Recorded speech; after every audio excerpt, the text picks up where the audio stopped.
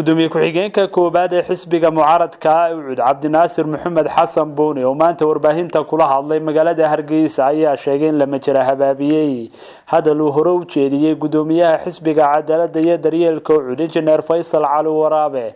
kaas oo uu kaga jawaabayay dhawaaqii ka soo yeedhay Puntland ee deeqda dawladda federaalka Soomaaliya ugu deeqday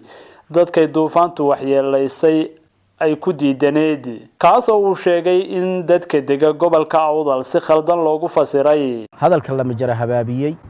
waxa weeye bulshada khaasatan gobolka Awdal ku dhaqan si kale dad naxliga ka shaqeeya oo waxa weeye aan khayrba ka soo jeedin bisha Ramadaan oo aan oran karo waa masoomayaal aan soomin cuntada uun waxa weeye iyo sharaabka uun lagama soome laqwiga iyo waxyaalaadkaas oo dhan baa laga soomaa marka dadan ka soomin oo baraha bulshada 24 saacadood dul fadhiya ayaa bulshadii ku dhax tuuray hadal aanu gudoomiyaha xisbiga oo dhan waxayna ka sameeyeen been abuurkaasi cad oo ay ku sheegeen in gudoomiyaha xisbigu uu yiri dadka ku dhaqan ee ka soo jeeda maamul goboleedka Puntland ee gobolka Awdal jaamacadaha ka dhigta ee la soo dhaweeyay waxa weeye waxa la yeelo arintaasi kilibkiina waanu haynaa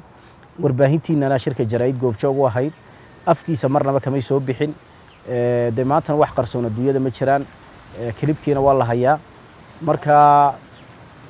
hadalkaasi wuxuu ahaa hadal been abuur cad oo waxa weeye gudoomiyaha xisbiga Ucid ay kula kaceen dad wax magaratiya waxaan ku celinayaa hadalkii gudoomiyaha xisbigu sidii uu u yiri ayaan ugu celinayaa oo ahayd waxaan u sheegayaa shacbiga reer Somaliland maamulkaasi Cabdiwali Caligaas uu barasaabka ka yahay sida ay uga xun yihiin deeqdii beesha caalamkiina soo siisay ee 1 milyan ahayd sida ay uga xun yihiin iyo sida reer Awdal idinku aad gobta u tihiin dadkoogii aad u soo dhaweyseen jaamacadda Camuud dadka ugu badan ay ku jira iyaga ay yihiin labada miisaal ayuu iskarab dhigay hadalkana saaka jeedinayo waxa saaka anaga ama xalay toole naga codsaday anagu dan kama naan lahayn inaan waxaas oo kale u jawaabno mashaayikhda gobolka Awdal iyo salaadiinta iyo wasiiradii gobolka ka soo jeeday oo xalay ku sugnaa magaalada Boorama qaarkood ayaa waxay naga codsadeen xisbi ahaan anna gobolka aan ku sugnaa oo saaka aan caasimadda soo galay inaan ka hadalno oo bulshada reer Awdal ee qiimaha leh xiriirka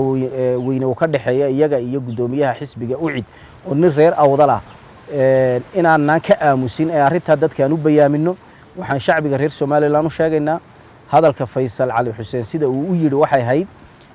dadka reer Garowe waxay ka xumaadeen dadka reer Boorama deeqdal 1 milyan ee dadka duufaanta ku dhufatay ee barakacay ee masiibada weyn ku dhacday sida ay uga xumaadeen iyo shacbiga Somaliland gaar ahaan shacbiga reer Awdal sida ay gobta u yihiin labadaas isbarbar dhigay waana la hayaa kilibkii